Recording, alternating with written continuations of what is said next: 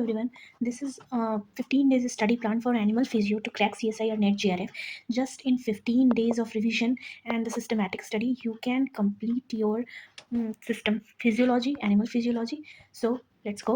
Study plan and overview. Our focus is to cover all the major physiological system in animals and हमने जो है वो 15 days में divide कर दिया है.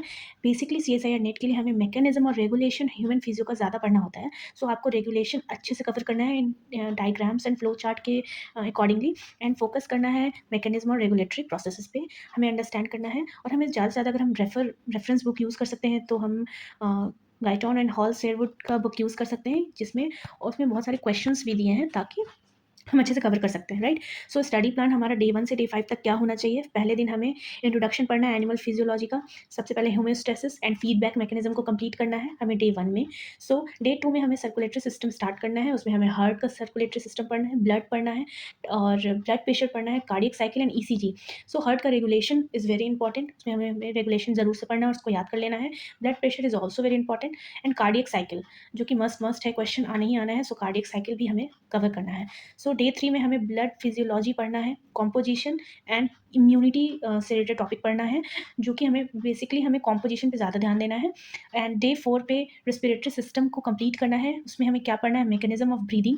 सो इनहेलेशन एक्सहेलेशन के बारे में पढ़ना है, गैसेस एक्सचेंज कैसे होते हैं, कौन कौन ट्रांसपोर्टर होता है, ऑक्सीजन ट्रांसपोर्ट मस्ट है. उसमें जो ग्राफ है उसको अच्छे से याद कर लीजिएगा और उसका regulation part is very important. So respiratory system हमारा डे 4 पे कंप्लीट हो जाना चाहिए. नाउ डे 5 पे हमें एक्सक्रीटरी सिस्टम को कंप्लीट करना है, kidney function, urine formation and acid balance. So kidney function में भी फर्दर हमें रेगुलेशन को कवर करना है ही है और हमें यूरिन फॉर्मेशन भी पढ़ना है. नाउ डे 6 से डे 10 में हमें क्या क्या पढ़ना है. डे 6 में हमें नर्वस सिस्टम पढ़ना है, neuron, synapsis, action potential very important and neurotransmitters very very important. So day 7 में हमें इंडोक्राइन सिस्टम को कंप्लीट करना है. आप कोशिश कीजिएगा इस चैप्टर को एक बॉक्स के अकॉर्डिंगली बना लें और उसमें कोशिश कीजिए कि कौन से ऑर्गन से कौन सा हार्मोन रिलीज होता है, उसका क्या रोल है, वैसा करके एक शॉर्ट नोट प्रिपेयर कर ले ताकि अगर आप बाद में उसको रिवाइज करें तो आपको ईजिली वो याद हो पाए.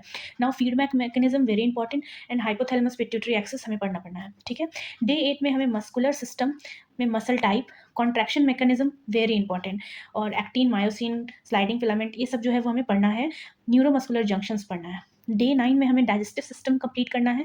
डाइजेस्टिव सिस्टम में भी अलग अलग जो भी हमारे हार्मोन्स हैं या एंजाइम्स रिलीज होते हैं उनको एक फ्लो चार्ट के रूप में बना लीजिएगा ताकि आपको ईजिली याद हो पाए. Enzyme, nutrition, GI, hormones very important question आते हैं.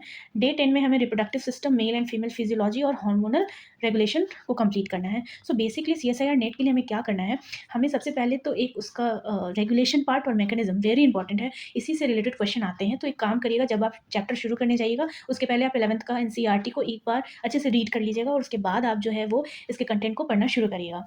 डे 11 में हम थर्मो रेगुलेशन पढ़ेंगे, mechanism of heat balance, adaptations पढ़ेंगे. डे 12 में हमें सेंसरी फिजियोलॉजी पढ़ना है. सो NCERT 11th में अब सेंसरी फिजियोलॉजी नहीं दिया हुआ है eye ear test eye ear के बारे में. सो आप कोशिश करिएगा कि पुरानी NCERT की अगर बुक होगी तो आप वहाँ से एक बार पढ़ लीजिएगा and then start covering your chapter. उसके बाद डे 13 पे हमें स्ट्रेस फिजियोलॉजी पढ़ना है, sympathetic nervous system, HPA axis. Right. Day 14 में हमें कोशिश करना है कि हम प्रैक्टिस करें CSIR नेट का प्रीवियस ईयर का क्वेश्चन एनिमल फिजियोलॉजी का. और डे 10 में हमें कोशिश करना है कि पूरा ही रिवीजन करके अच्छे से क्वेश्चन सॉल्व करते रहें. जैसे जैसे आपका चैप्टर कंप्लीट होता रहेगा आप कोशिश करिएगा कि आप PYQ उसके चैप्टर का लगाना शुरू कर दीजिए ताकि आपका साथ साथ कंप्लीट होते चले जाए.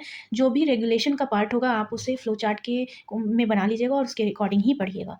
सो this are the reference book, आप इसको यूज़ कर सकते हैं. डायग्राम, फ्लो चार्ट बनाइए. कॉन्सेप्चुअल क्लैरिटी होना बहुत ज़रूरी है क्योंकि वहाँ डायरेक्ट क्वेश्चंस नहीं आते, वहाँ पे घुमा फिरा के ही क्वेश्चन पूछे जाएंगे. प्रीवियस ईयर क्वेश्चन सॉल्व करिए एंड कोशिश करिए कि आप मॉक लगाते रहिए. सो और फोकस सबसे ज़्यादा होना चाहिए हमारा physiology, mechanism and regulatory pathways. So मैं कोशिश करूँगी कि मैं आगे इस टॉपिक पे वीडियोज़ ले आऊँ. Then follow my channel, subscribe please. Thank you.